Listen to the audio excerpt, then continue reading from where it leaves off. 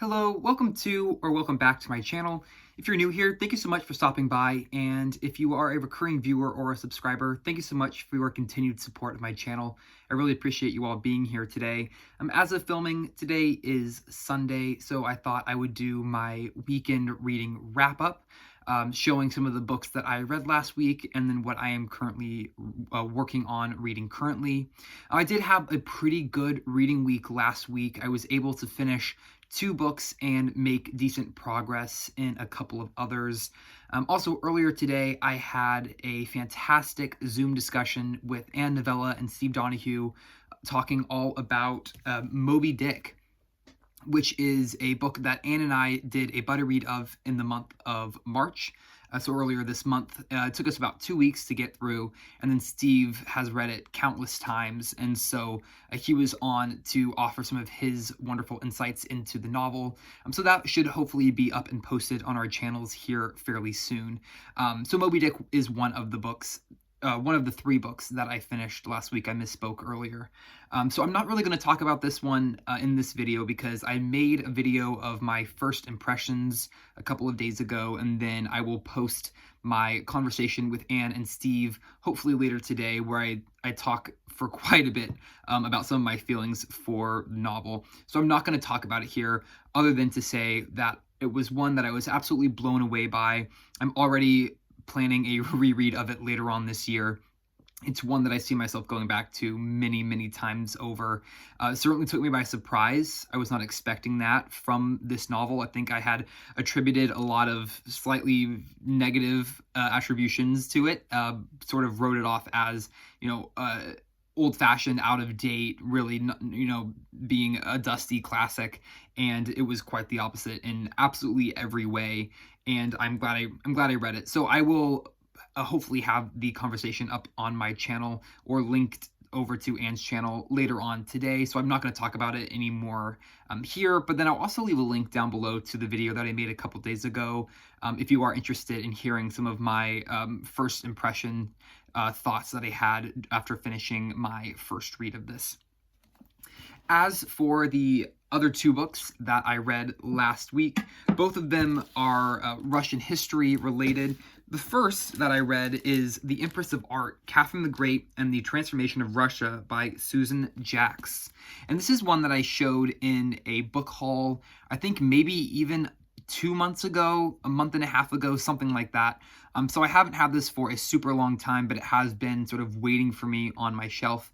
And I decided to pick it up last week, and it reads fairly quickly. I read it in about 3 days, and I found it incredibly fascinating. So what this book focuses on is essentially Catherine the Great's artistic, or her push to create the basically artistic capital of Europe and have that centered in Russia. She knew that she had no direct claim to the Russian throne. She threw a coup that overthrew her husband Peter III and launched her into power as Empress of Russia. And so she knew that in order to hold claim to her throne and essentially to solidify her own validation to that throne, she would have to do something to sort of give her name credit. And so she decided on sort of furthering and completing Peter the Great's mission of creating Russia as a cultural epicenter for the world, essentially. And so this book chronicles Catherine's artistic acquisitions, her purchasing of some of the most famous pieces of art in the world from some of the top artists of the world, as well as sculptures and books and pieces of furniture and pieces of jewelry, and sort of her accumulation of art that then went into what became the Hermitage, which is a museum on Neva Prospect in St. Petersburg. And I have this book here about the Hermitage that has an illustration on the front. So really, giant, opulent building, quite like most of the buildings on the Neva Prospect. And so it was really interesting sort of to get not so much a personal picture of Catherine the Great. This is by no stretch of the imagination a biography of Catherine the Great, nor is it a work on the politics of Catherine the Great's period. There's a small amount of history as far as sort of political history goes, military history. We get a little bit of background into the Russians' war against the Ottoman Empire. We get a little bit talking about Catherine the Great, her personal life, her lovers.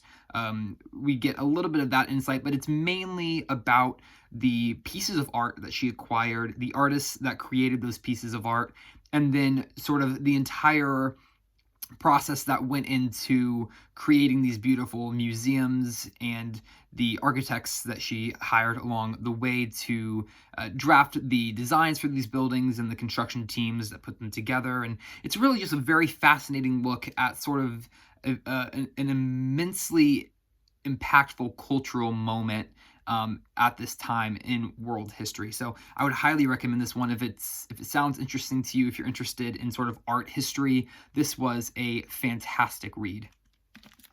Then I moved on to The Great Catherine, The Life of Catherine the Great, Empress of Russia by Carolee Erickson.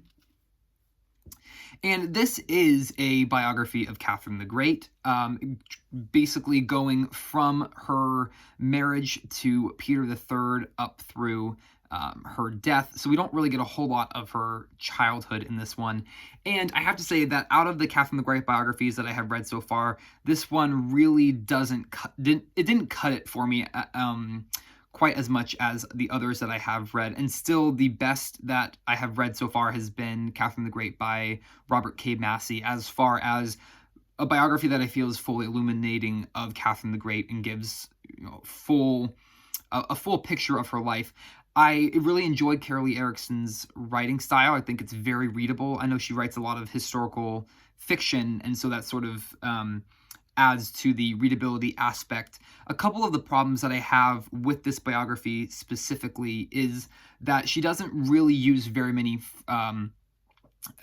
primary sources. A lot of the sources that she cites are other historians' works and not necessarily primary documents or primary sources. And so you don't get quite the same feel of sort of discovery that you might with a book that uses more primary sources. So it's a lot more of reciting already known facts, already known bits and pieces, and not necessarily providing a new look into events of Catherine the Great's life, if that makes sense. And I know Robert K. Massey had a lot of primary sources and previously unused primary sources at his disposal, and so he was able to have a lot of information that other biographers were not able to have for their works, and that adds sort of an extra layer of authority to your writing that I felt was sort of lacking in Carolee Erickson's biography of Catherine the Great. However, with that being said, I still found it really enjoyable, and I would certainly recommend it to someone who has not read a whole lot of other Catherine the Great biographies, sort of as a stepping stone, because it does cover the major events of Catherine the Great's life. And as far as sort of the major cast members and the major set pieces, everything is accurate. The inaccuracies and some of the sort of maybe redundancies might be the word come into play with some of the smaller details that aren't quite as important to the full scope of the story. So all in all, I did enjoy it, but it did not cut it as far as sort of the other books that it is up against, if that makes sense. So those are the 3 books that I finished reading last week. And then the 3 books that I am currently working on. One is the Book of Disquiet by Fernando Pessoa, which we are reading for our March pick for Classics and Company, which is a year-long reading event that I am hosting alongside Ann Novella. I will leave information in the description box below with a link to our Discord server if you're interested in joining over there, joining into the conversation, or if you're just curious to find out more about Classics and Company, there will be all of the information in the description box below. So that is one that I will be reading through the end of this month, really taking my time with it and really enjoying it. And then I have another buddy read that I am doing along with Steve Donahue, and that is for James Clavell's Shogun, which I'm reading. I'm reading it split between an ebook and the mass market paperback that I have. I just thought it would be easier to hold up the ebook. I have my Kindle here, and the paperback is on the other side of my room. So this is one that I'm reading with Steve for the month of March. It also fits for March of the Mammoths because it is 1,300 pages long, so it's quite a chunker. This is one that I'm enjoying, and one that it's taking me a lot longer than I thought it would to read. And I think that's just because I'm mixing it in with quite a few other titles throughout this month. So I have not given it as much attention as it deserves, but it is one that I'm hoping to sit down with today and make a decent dent in.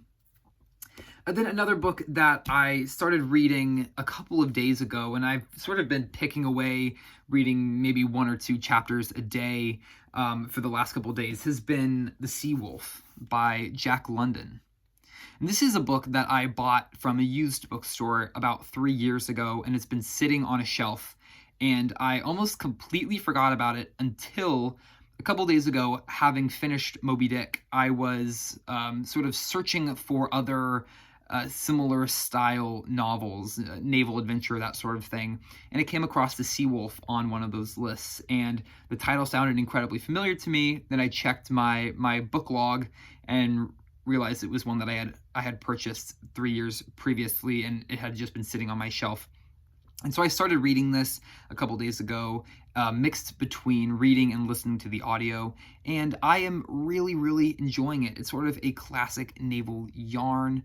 Our main character is a literary critic named Humphrey Van Weyden, I believe, and he is basically, he finds himself aboard a seal hunting vessel leaving San Francisco, headed for Japan, that is captained by a man named Wolf Larson, who is an incredibly detestable human being. He is incredibly brutal and brutish, and it's sort of the clashing of worlds between Humphrey's refined gentleman's life and life of a literary scholar and a literary critic, sort of juxtapositioned with the rough and tumble life of a seafaring seal hunting crew. And at the beginning portion here, it's very psychological, and then it slowly starts to morph and shift into a classic sort of stranded naval story, essentially. And I'm really enjoying the writing style. I actually haven't read anything by Jacques London up until this point. I have Call of the Wild and White Fang and things like that on my TBR. I do want to get to those at some point just because of the cultural impact that they have. But I'm really enjoying his writing style, and it's much more elevated than I was sort of expecting.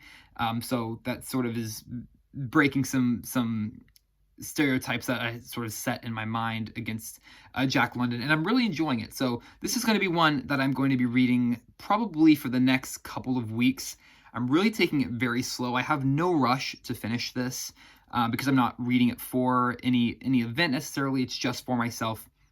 So I think probably I'm going to continue reading just a couple chapters a day, and then it'll take as long as it takes because I'm just enjoying the story. So I don't really want to rush it. So that is my weekend reading update. Thank you so much for watching. I hope you enjoyed. Feel free to leave a comment down below if you would like, and I will see you in the next video. Bye for now, and happy reading.